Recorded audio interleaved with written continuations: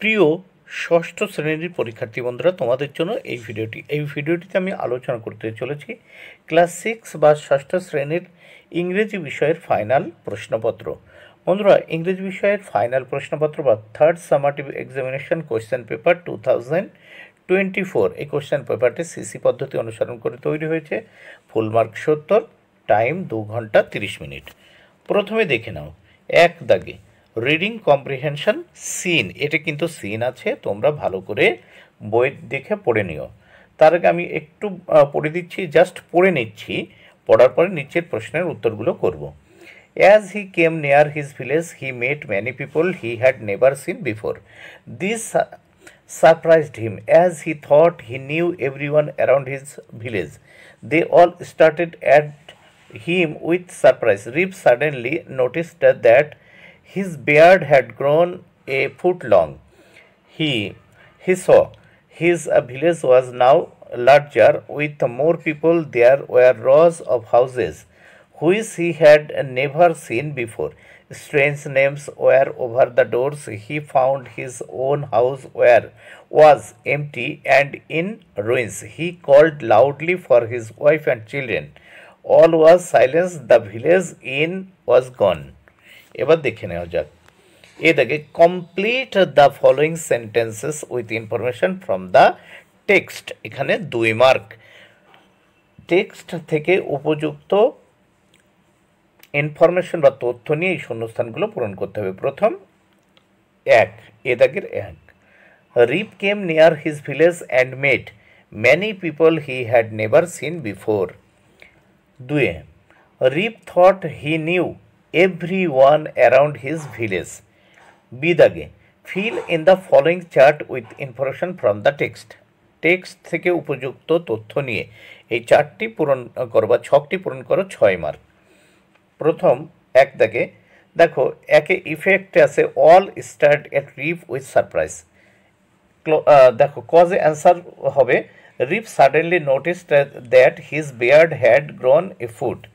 এবার 2, Rip called loudly for his wife and children. উত্তর দেখো অল ওয়াজ সাইলেন্স। এবার 3, he found his own house empty and ruins, এটি কিন্তু উত্তর। তাহলে এখানে দেখতে পাচ্ছ যে strange names were over the doors. এবং 2 দাগে আমরা দেখে নেব রিড দ্য ফলোয়িং পোয়েম। এই পোয়েম বা কবিতাটি আমরা ভালো করে দেখে নেব, দেখার পরে উত্তর করব। দেখে নাও, I will go with my father a reaping to the brown field by the sea and,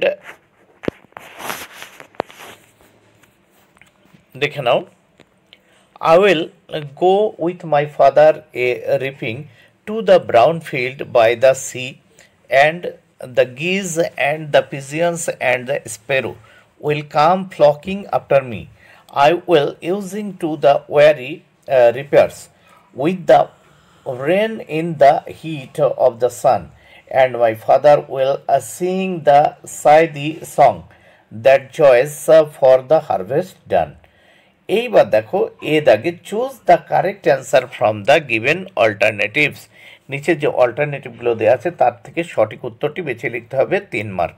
দেখো এ দাগের 1, the child will go for reaping with his father, option is the right answer. 2 দাগে the colour of the field is, option C brown.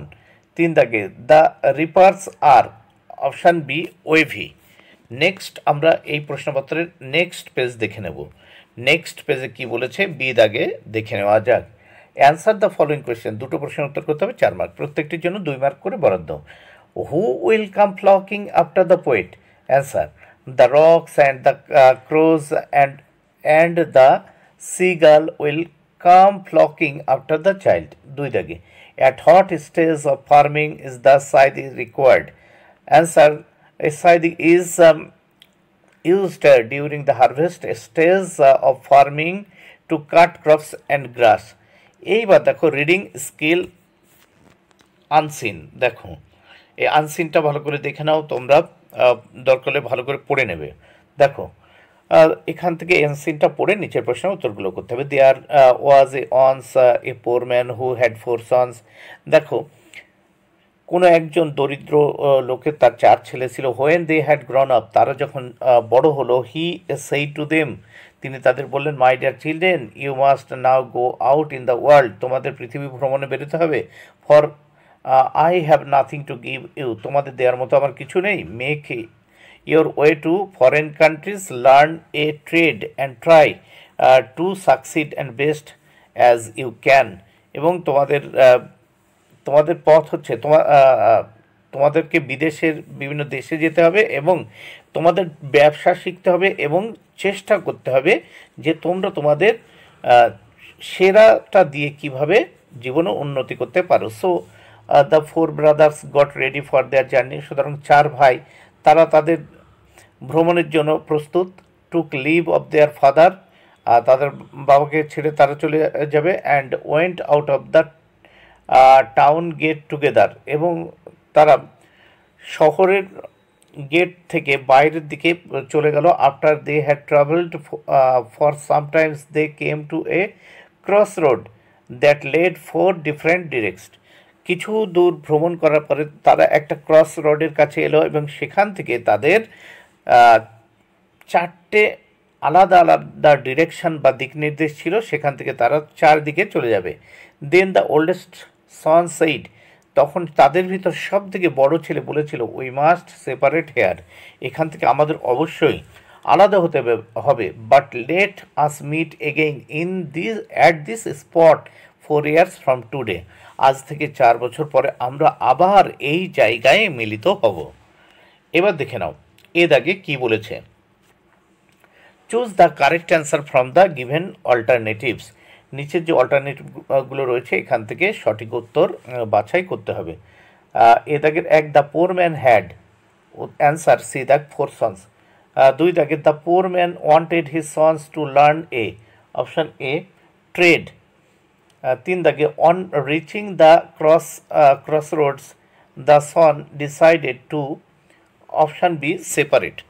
বন্ধুরা আবারও বলছি, দরকার হলে এই আনসিনটা তোমরা স্ক্রিনশট দিয়ে নাও। আবারও বলছি, তোমরা আনসিনটা স্ক্রিনশট দিয়ে নাও, নিয়ে ভালো করে পড়ে নাও। পড়ার পরে প্রশ্ন উত্তরগুলো করবে। যাই হোক, এবার আমরা ট্রু ফলস দেখে নেব বিদাগে। বিদাগে কি বলেছে দেখে নেওয়া যাক। Write T for true and F for false statements in the given boxes. ট্রু ফলস করতে হবে এবং তোমার উত্তরের সপক্ষে supporting statement for each of your answer, তোমার উত্তরের সপক্ষে সাপোর্টিং স্টেটমেন্ট দিতে হবে। বীর 1, all 4 brothers agree to revisit the spot after 2 years, false. এটা 4 years হবে, তাহলে প্রথমটি ফলস। সাপোর্টিং স্টেটমেন্ট দিয়েছে দেখো, but let us meet again at this spot 4 years from today. 2 দাগে the poor man said he had nothing to give his children, একদম এটি true, ঠিক, কারণ উনি বলেছিলেন দেখো I have nothing to give you.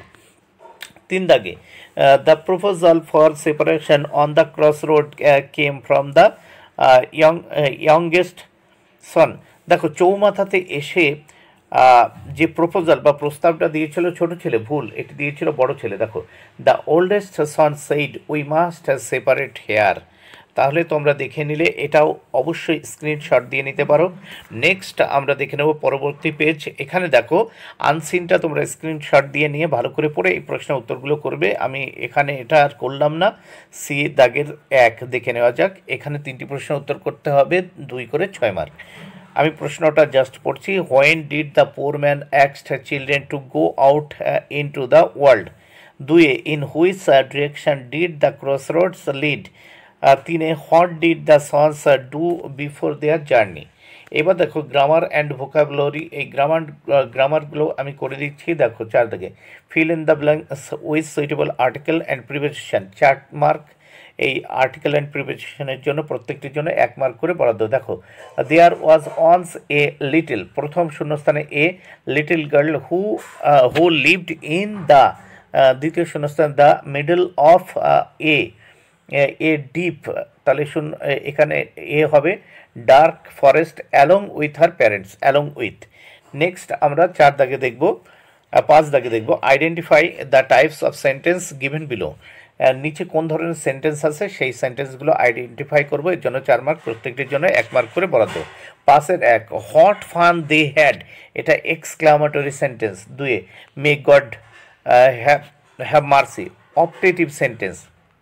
2-এ shut the door, imperative sentence. 4-এ all was silence, declarative. এবার 6 দাগে আমরা দেখে নেব 6 দাগে কি বলেছে। Appropriate from the given verbs এবং ব্র্যাকেট। দেখো এই যে শূন্যস্থানগুলো আছে এখানে ভার্বের অ্যাপ্রোপ্রিয়েট ফর্ম বসাতে হবে। প্রথম দেখো neither of the two plants were approved, এখানে ওয়ার হবে। 2 time and tide wait for none, wait হবে। 3 the ship with its crew was delayed, was হবে। 4 gold as well as silver is costly, is হবে। 7 দাগে দেখো add a suitable prefix or suffix to each of the words given in brackets and fill in the blanks accordingly, এর জন্য রয়েছে 4 mark. My mother spent many, দেখো এখানে suffix করতে হবে। স্লিপি, দেখো sleeps sleepy, sleepy nights when I was unwell. 2 I was patiently, patient আছে patiently হবে to know the result of my examination. 3 the sky is cloudy, cloud আছে cloudy today. 4 the old man is walking steadily. নিচে make meaningful a sentence of your own with the following words. দেখো এখানে নিজে 4টি word আছে, এই 4টি ওয়ার্ডের সেন্টেন্স তৈরি করতে হবে ইংরেজিতে, এর জন্য 4 মার্ক, প্রত্যেকটির জন্য 1 মার্ক করে বরাদ্দ।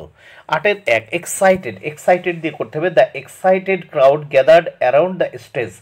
2 এমটি দিয়ে the upstairs flat has been empty for 4 years. 3 present দিয়ে দেখো she spoke to all those present.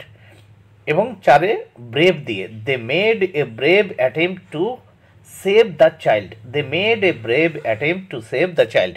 এবার আমরা এই প্রশ্নপত্রের পরবর্তী পেজ দেখে নেব। এই প্রশ্নপত্রের পরবর্তী পেজ দেখে নাও। এখানে কি বলেছে, প্রথমে রাইটিং স্কিল দেখে নাও 10 মার্ক। এখানে কি বলছে, প্রথমে write a story in about 60 words using the following hints. দেখো 60টি ওয়ার্ডের মাধ্যমে এখানে স্টোরি বা গল্পটি লিখতে বলেছে, এর জন্য রয়েছে 10 মার্ক।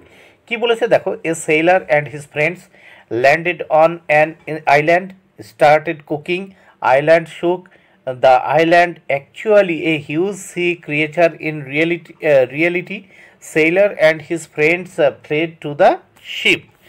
তাহলে এটা দিয়ে এই যে পয়েন্টগুলো ব্যবহার করে তোমার 60টি ওয়ার্ডের একটি গল্প লিখতে বলেছে, এর জন্য রয়েছে 10 মার্ক। এবার নিচে আমরা দেখে নেব 10 দাগে কি বলেছে, write a short paragraph in about 60 words.